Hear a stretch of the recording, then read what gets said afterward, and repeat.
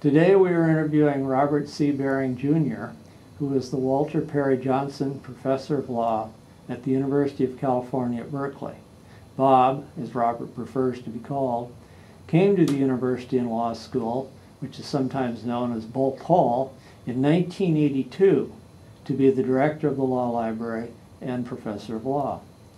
Bob served also as Dean of the University School of Library and Information Studies from 1986 until 1989, and as interim dean of the law school from January 2003 until June 2004. Bob stepped down as the law library director in 2005, but continues to teach courses as a faculty member. Bob, let's begin with a little of your personal history. Could you tell us a little bit about where you were born, your life when you were young, and your life today? Well, that's a pretty big question. I was born in Canton, Ohio in 1949, as one of my sons would say, wrong half, wrong century. My father was a city fireman. Neither of my parents were educated. I was born with visual impairment, so eyeballs misformed. But my mother was devoted to mainstreaming me, and so I wore very thick glasses, and I would always sit in the front of the room. And perversely, I fell in love with reading. I have to be one of the only children in American history whose mother would be on the porch yelling, "Are you out there reading?" Because I was supposed to restrict my reading to save my eyes. And from that, I grew to love books. I grew to love ideas. I was very lucky after high school, both because the technology of correcting my vision got better, but also I'm one of those people that got scooped up and sent to Harvard College, even though the guidance counselors had told me there was no chance out of my school. And in those days, you could work your way through a place like Harvard. I mean, it was a very different world. And I arrived in 1967, so in the middle of the revolution of the campus. But I had to work, and I started working in a library. And, by the time I graduated, I was pretty much working 35 hours a week as the evening and weekend supervisor at the undergraduate library. Loved it. Made a lot of good friends that way. Actually, the person who supervised me was Sharon Hamby O'Connor. She was Sharon Hamby at those days, and she went on to be a law librarian. So, I went to law school and worked in the library in law school, as well as some other part-time jobs, because in those days you could work your way through law school too. My second year of law school, I transferred to Harvard, and while I was there, somebody urged me to meet Morris Cohen. They said, "You should really meet this guy. You like libraries, you're in law school." And I had not actually thought about the career till that point. But I went to see Morris, and he was like a character in a fantasy movie for me.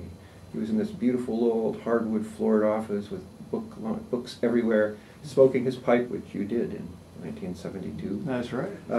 And he was so happy in his own skin, and he loved what he did. And I left thinking, whoa, that's just fantastic. A guy who gets to live his life reading, thinking, writing, teaching. Wow.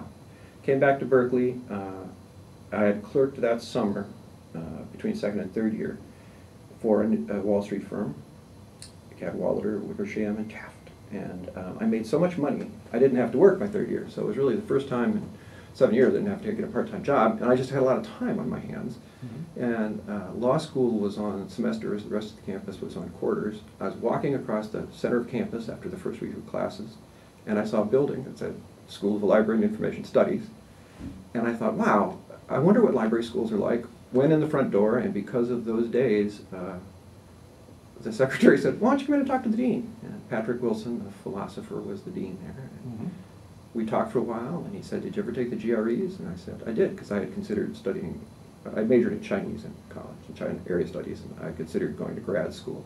So I'd already taken the GREs, and I had good scores. And he said, "Well, hey, I'll admit you to library school. You know, we wanted to have a joint program with the law school." And I'll spare you the rest. It was very hard to construct a double major, but I did. And I graduated from law school that spring and did an extra summer and fall quarters to finish library school, and ended up with both degrees. And I was very lucky in library school because I took Mike Jacobstein's course and became his research assistant. And just as Morris Cohen was inspirational in his sort of intellectual, ethereal way, Mike was just about the most pleasant, regular, good guy I'd ever met, and was full of fantastic advice. He helped me get my first job. Well, that sounds like an interesting experience. I assume Morris was your primary person who sort of influenced you to come into the law librarianship profession, but perhaps I'm wrong. Well, Jacob Stein as well, because he was another guy who was very comfortable in his own skin. He really liked his job. I'll be honest, I mean, why not? I didn't know what to do, and I accepted a job with a law firm in Cleveland, Ohio, which pleased my parents enormously. I took the California bar, passed it. I worked half-time for a law firm in Oakland while I finished the MLIS, and I accepted a job at the University of Illinois. So I had two jobs, and I had to decide what to do. And went up and sat in the Rose Garden up in the Berkeley Hills and a couple of nights and just thought about my life, and I picked the University of Illinois. So you made a sort of a strategic decision that the academic life and the life as in the law library would be more suited to your long range, I don't know what, health or well-being or Pat, what? I wouldn't give myself that much credit. Number one, everybody thought it was a terrible idea.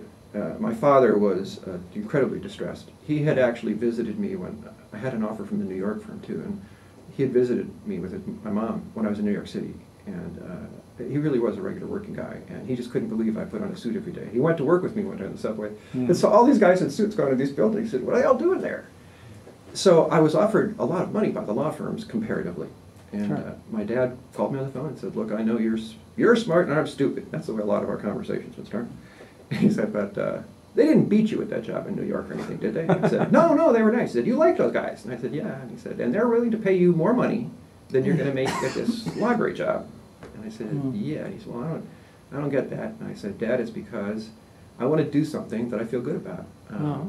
I don't want to help one large financial organization gain incremental advantage over another large financial organization. And you guys did that. You and Mom gave me the opportunity to make a choice and to do what I want, to fulfill myself." And my dad said, "Do you think when I took my job at the mill when I was 16, I did it to fulfill myself? That's why they call it a job." And all my friends were despairing because law librarians did not have a great reputation in those days. And it was just before the big expansion in the profession and in libraries.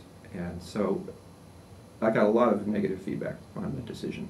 But it just seemed right. I did want to do a job that I liked, and my first job was reference, and it was like being a quiz kid. I loved it. You know, people come up and ask you questions, and you answer them. I think we all went through a sort of an adjustment, and that in my case, my parents were very supportive. I mean, they knew Marion Gallagher and people at the university and knew what it was all about. But it was a lot of my friends who couldn't understand why I wasn't going to do what lawyers traditionally did, which is practice law and hopefully make some real money. You know, they all came around when they basically learned more about it, but it was an adjustment. Absolutely. Yeah. Why don't we move on now to your career in law librarianship? I know you began as the assistant law librarian at the University of Illinois in 1975, and then a year later you moved on to be a lecturer and associate librarian at the University of Texas Tarleton Law Library, where you worked, of course, for our now deceased but longtime very distinguished colleague, Roy Mirsky. Absolutely. Then a couple of years later, you moved from there. Roy probably had some hand in that, he usually did, with people who he had taken under his wing, and became the deputy librarian and acting director at the Harvard Law School Library until leaving there in 1981 for the University of Washington to be Marion Gallagher's replacement. Yeah, dream job. Yeah. But you didn't stay there that long because Berkeley called, and here you are, and there you came at that point. Well, you want to talk a little bit about some of these jobs and perhaps some of what you've done in them? And well, the job at Illinois was a real adventure because I really did not know what a reference librarian did, and I was head of collection development and reference. And It was a lot of fun. I was just about the same age as some of the third-year law students, and I hung around with them. I wasn't married then. I was engaged, but a lot of time. I really liked Champaign-Urbana. I grew up in Canton, Ohio, and Champaign-Urbana was a small town like that, but had a big university. So there were all kind of people with ideas and thoughts. And, Ed Hess was the director of the library. I followed Kathy Price. She had been in that job. I took her job. Chin Kim was the associate director. Mr. Hess was just one of the kindest, sweetest people on the face of the planet. But he was a real scholar, and he'd be in there reading philosophy books in the German. Not very interested in administration. I ended up getting to do a lot of administration. I always like running things, and I like to see things run well, and I like to see them run correctly. And I got to do that. But I very soon after started looking at other jobs. My wife joined me, and she was a native of the Bay Area. And whereas I found Champaign-Urbana charming, she just could not believe that anyone chose to live there.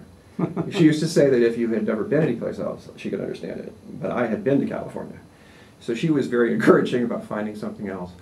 The Mirsky hire of me at Texas was hysterically funny because he wrote me a letter and said, I've heard about you and I want to think of you as in the future perhaps.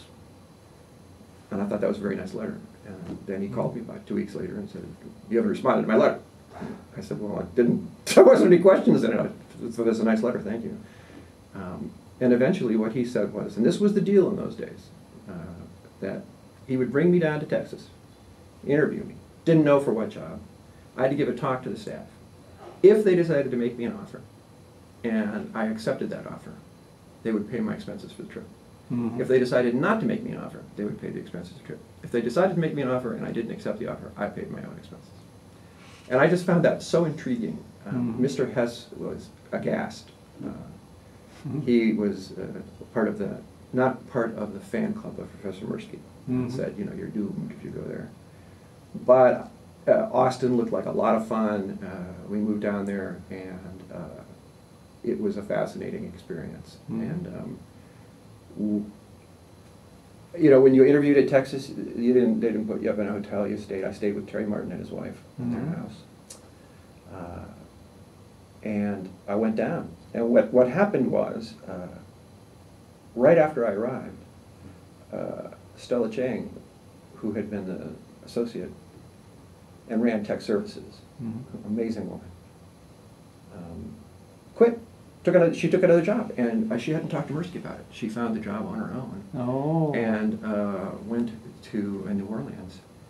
And so basically, she had like a month or two, maybe 3, and he had me sit with Stella every day.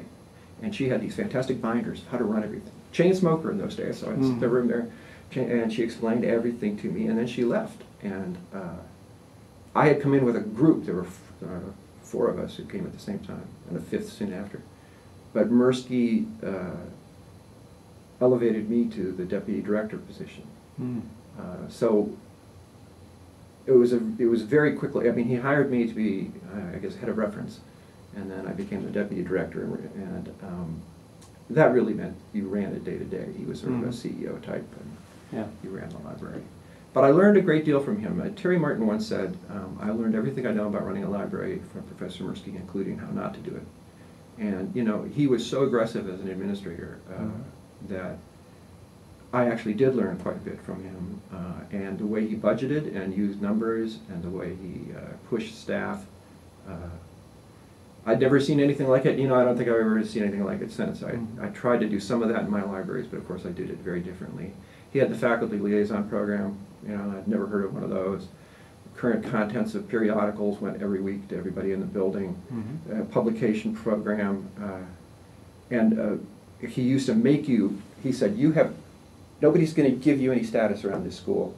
You got to go make it. He'd make us go up to the faculty lounge, where the faculty, it was a tradition there in Texas. They'd all gather around in the morning around coffee and sit.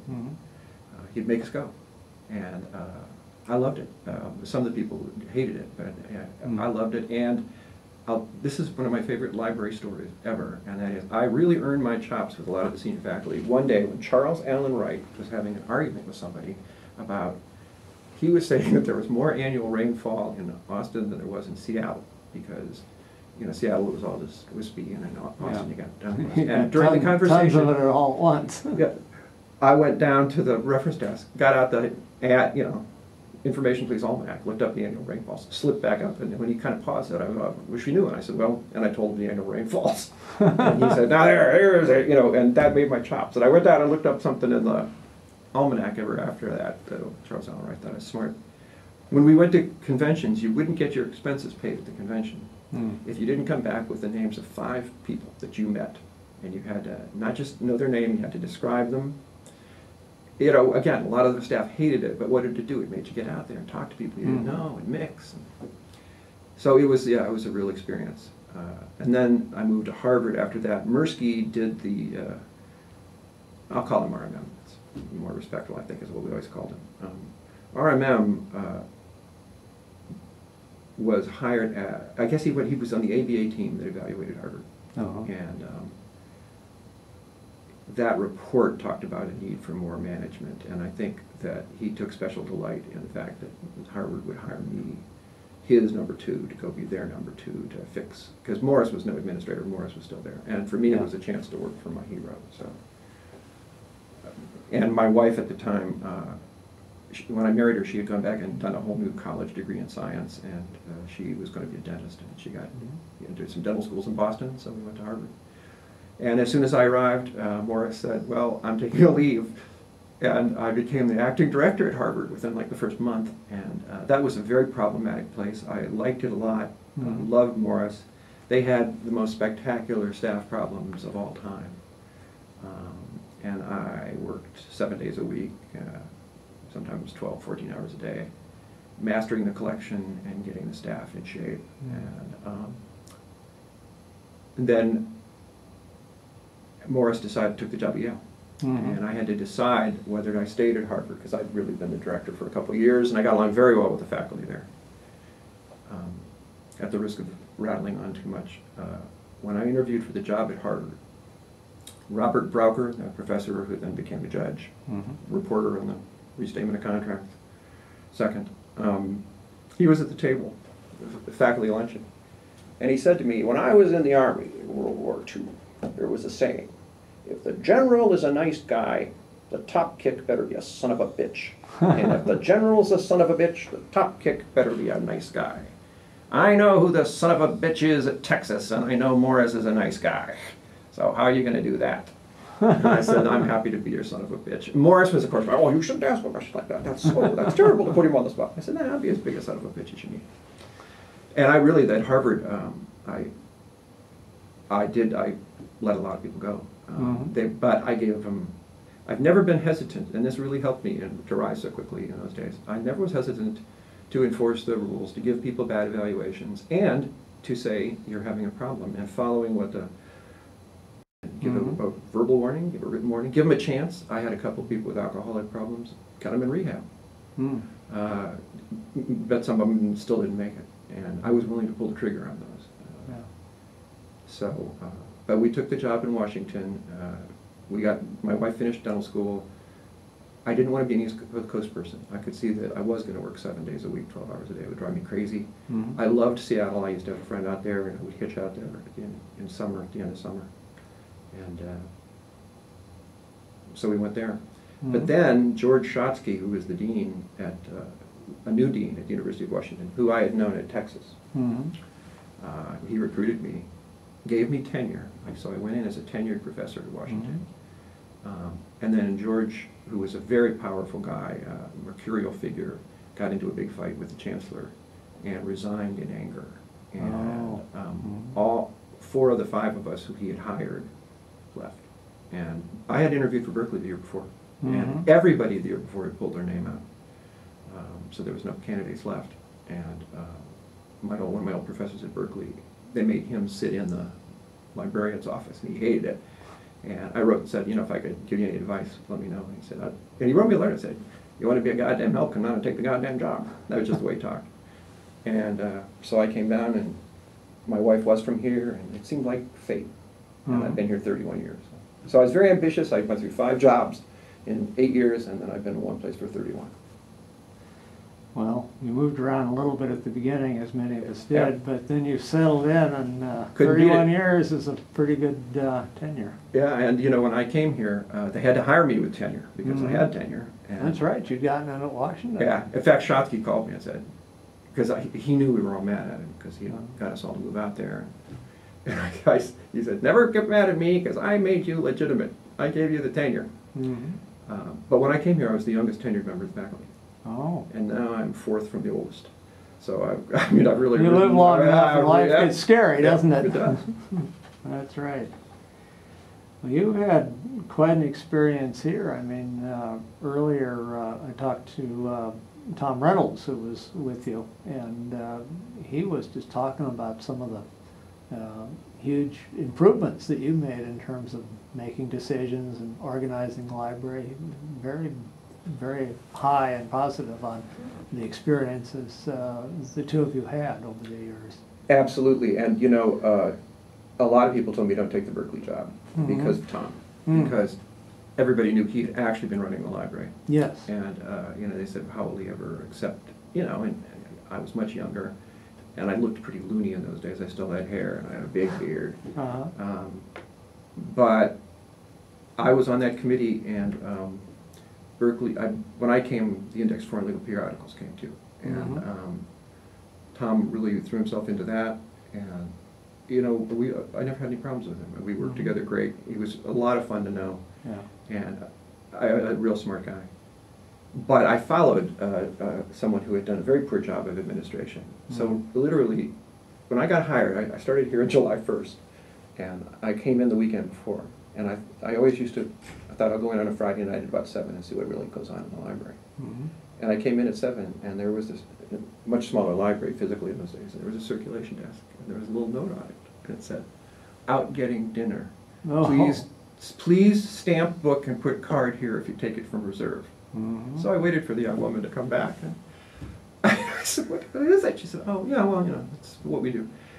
And I became a hero here at Berkeley because the library started to open at 8 o'clock. It didn't used to. It kind of would open at 8:10 or 8:20.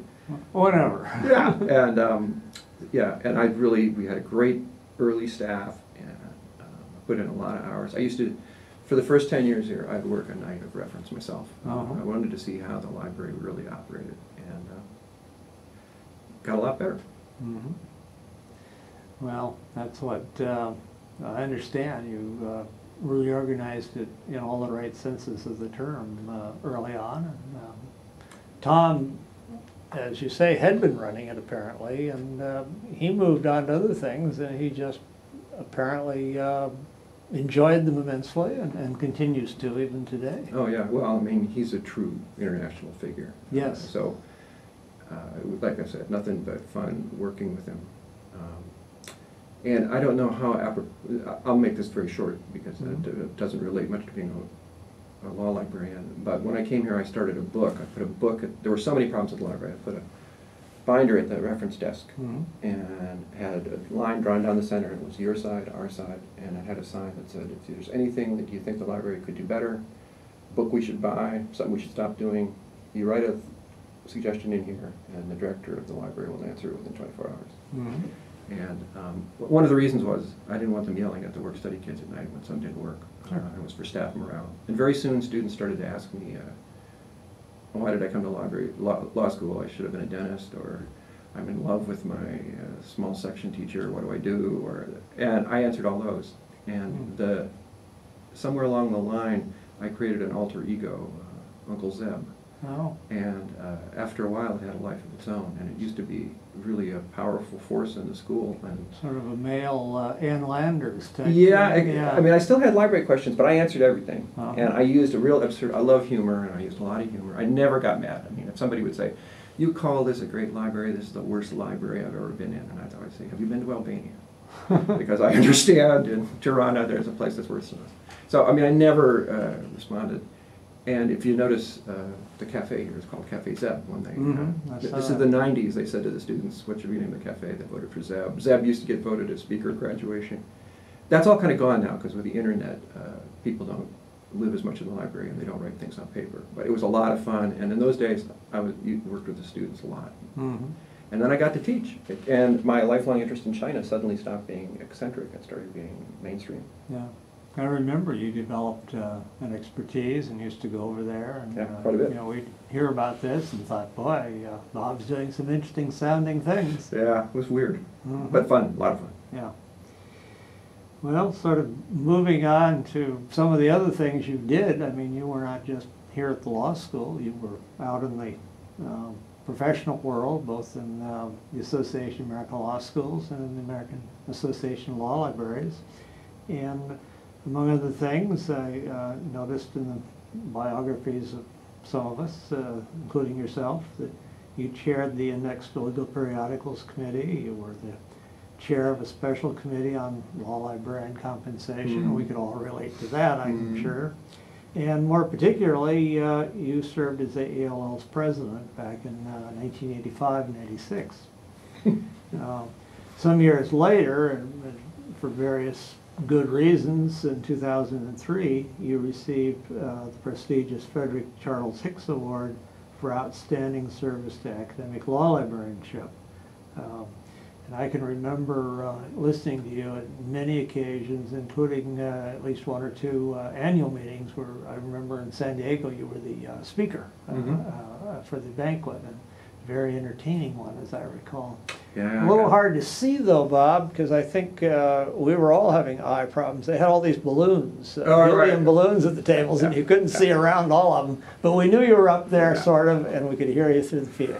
One of my favorite nights of my whole life was the year I was president, and we met in Washington, D.C. And I got to be, in those days you were in charge of the banquet, and not everybody, but almost everybody came to the banquet in those days.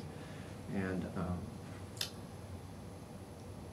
I asked all the men to wear tuxes and the women to wear dresses, and Lolly Gassaway wore a tux. Oh, I remember saying, oh yes. And I asked Guido Sarducci to be our speaker. In those days you used to have a speaker, and we said he was a Vatican law librarian. And he spoke, and he was very intimidated, because he was a big Saturday Night Live guy, I was a big fan. And he said, I don't know, I've never spoken to a bunch of librarians. Are they going to laugh at me? And I said, sure they will. And he started out with a joke about Babe Russo. She was on the far end, and he made a joke about her leaving. He said the cardinal sent to say hello, and he still has your negligee. And the whole room went nuts. And the guy's name was Don Novella. When he turned to me and went, "We're okay," Yeah. But it was so much fun. Yeah, it was a great group. I loved the profession. I loved speaking at the profession, and those were good times. Yeah. Let me tell you a little bit on when you had the speaker at the banquet. Our university librarian, Don Menace, and his wife were friends of mine. Don had never even thought to go to a law library meeting. I mean, he didn't even go to ALA as a general rule. But I said, we're going to have the speaker, and then I described who he was, and Don had seen him, and probably on Saturday Night Live. So they came, and for weeks after that, Don said, I went home and I couldn't stop laughing for 2 days. Yeah, no, he was great. And I mean, he really thought that maybe he should have become a law librarian. That's right. We come to this group. We had a lot more fun than he had seen in the few meetings he'd been to. And that year when I was president, one thing was I was too young, and I had not really paid enough dues to be president. But when they came to me, they said, we want someone with a lot of energy. And I went to every chapter. I mean, you couldn't do that now, but I went to every chapter meeting around the country and spoke to try to pull people together. But the two things that came out of it was, I asked Alan Hollick to be my program chair at the convention. And that used to be a very big deal. And it was the first time an out gay person had been appointed. And it was always a sensitive issue in the profession. I was really pleased about that. And I really went to work on trying to get minority representation, people of color into the profession. And I was being the dean of the library school at the time, and I paired some trips. And I went down to the Spelman and some of the traditionally black colleges and talked to guidance counselors and tried to get people involved. And we started a special section. So I was really, I got a chance to do a couple things I thought really should be done. But mostly what I did was go around and talk at section meetings and tell everybody, because people were not, they were joining their section but not the national. Mm-hmm. Trying to get everybody. Yeah. Always worried about commitments and dues. Yeah. So there was competition there. Well, you were active not just in ALL, but over the years in the ABA and AALS. Could you talk a little bit more broadly about perhaps some of those experiences? Well, the AALS I was active in and did some committee work. I was on the accreditation committee for a while, on the library committee. I always found that to be a strange meeting because the law professors are a special breed, and you could almost feel the egotism floating around the room. I took my spouse there once, and she almost flipped because you get in the elevator and everybody's trying to one-up each other. You see my piece in Yale. Yeah. But I like a lot of my colleagues, and because I'd been at schools, I knew guys from men and women from Illinois and from Texas and from Harvard and from Washington, and then Berkeley folks. Certainly the scariest thing that ever happened to me at an AALS meeting was when I took over the dean, being interim dean at this school, because this school had a big crisis. I became the interim dean because there was a disaster.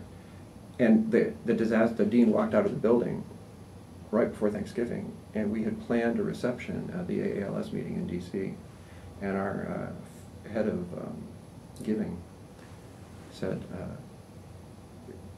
we've got to cancel it. And she had been very close to the dean who walked out of the building, and so she said, I'm not going to go. And my wife and I said, we'll go. And we put on the reception ourselves. And, wow. And they had moved, because they had canceled, we re-upped, but we got like this room down at the end of a long hallway. And it was just hysterical because it had been in the news what had happened here. And so a lot of people came just to see if we had two heads or something. But we powered on through. Still had two heads. That's right. And chopped off. Yeah. So. And at ABA I did a little, but that was just too big a bureaucracy. Yeah. And it's too hard. It's turning an ocean liner. I remember the fellow who was dean at Howard for a while, Henry Ramsey, became involved in the section on legal education of the ABA and was I guess the chair for a year. And, it was quite an experience listening to him talk about some of the stuff. Well, when I was a law student, my first year here, one of my jobs was filing loose leaf services in faculty offices. And, it was a good job because you could do it in the evenings. And I was filing in the hallway because a tax professor didn't like me to file in his office, so I put him on a truck and take him out in the hallway. And I was at a very low point in my life.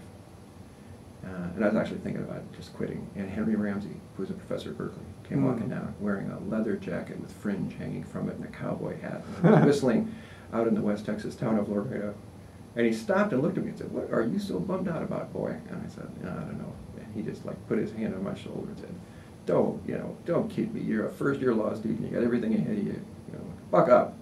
And I've thanked him 50 times over the years for that because when I was the dean, I went to him because he was one of our prominent. He became I guess, Superior Court judge out here in Oakland. Had quite a career. And then came back to Howard for a while. Right. And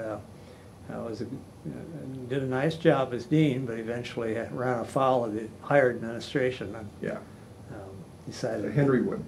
Yeah. But I remember one time, I'll tell a story about him. He was a great guy.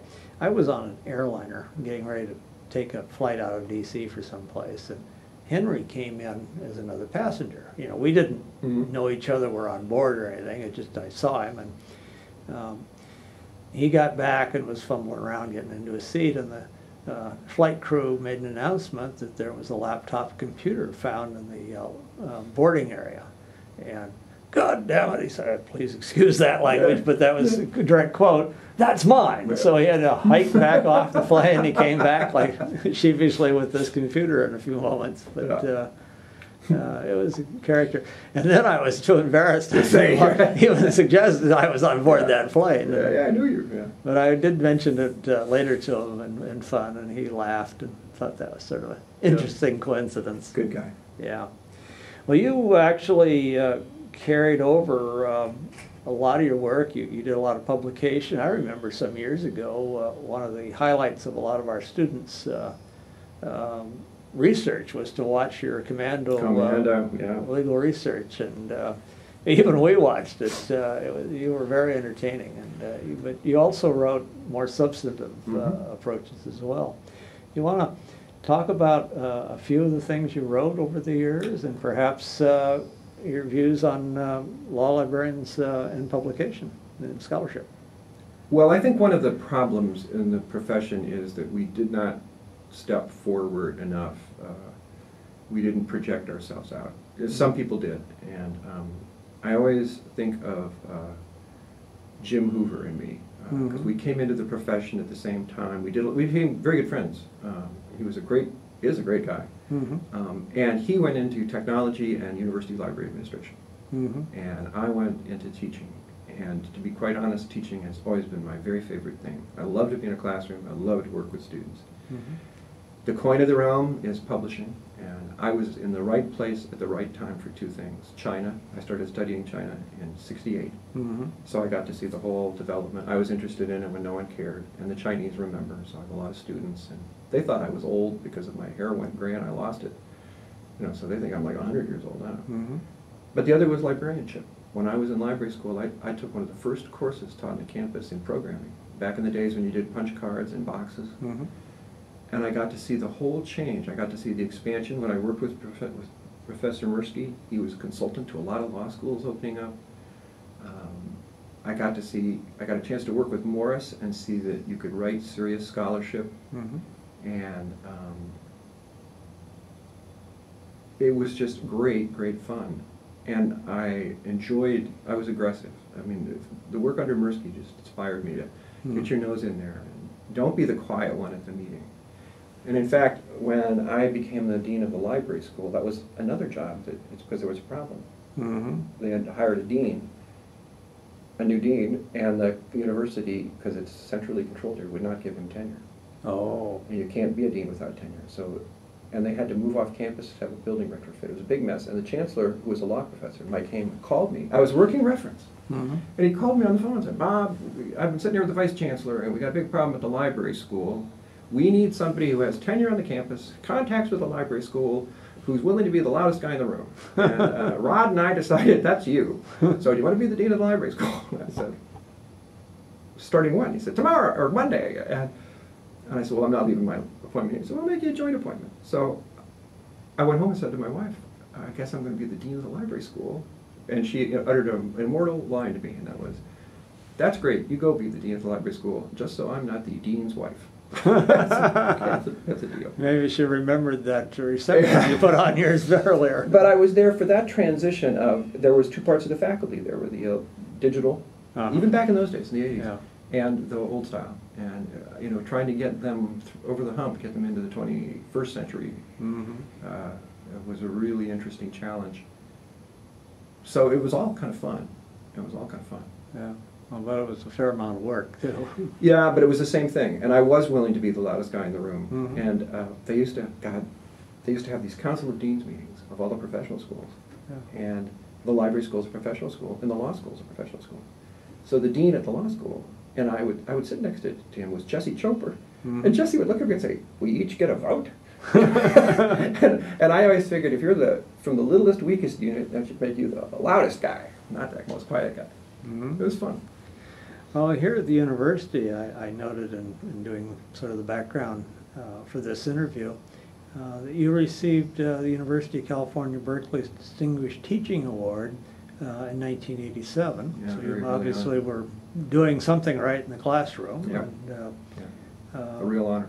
And in 2006, you were named the author of one of the most influential works on the profession of law librarianship for work you did in our particular niche of the profession. Yeah. That's one of my proudest. I'd say you named the two of them, the Distinguished Teaching Award, and getting that award as the most influential writer of the previous 50 years. Okay. That was very sweet. Yeah. Well, maybe on sort of that order, I should begin to wrap up the interview, but ask you, Bob, if, as is customary, if there's anything that you would like to add that we haven't covered before we conclude.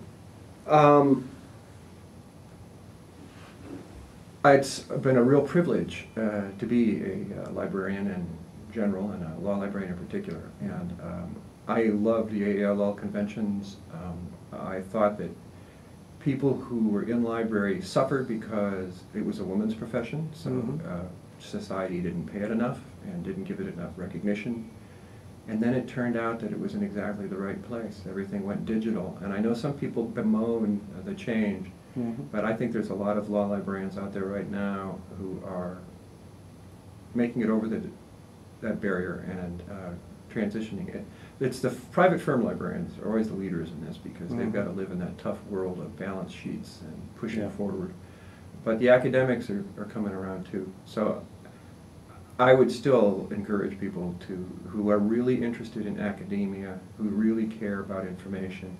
And that's the great thing is if you care about, you almost have to have something else. There's something else that you're doing you want to push forward. But I think it's a great life. I was very lucky that when I went up in the Rose Garden, I decided to be a law librarian. Well, for whatever reason, many of us with whom you worked, and I didn't work in the same library, but we knew each other. A long time. You know, we're very felt very honored to have you as a colleague and a leader among our group, among us, and so that Rose Garden, I recommend it to anybody else. That's right, send him to me. Around here and struggling with what do I do next in life. There's plenty of law students doing that right now.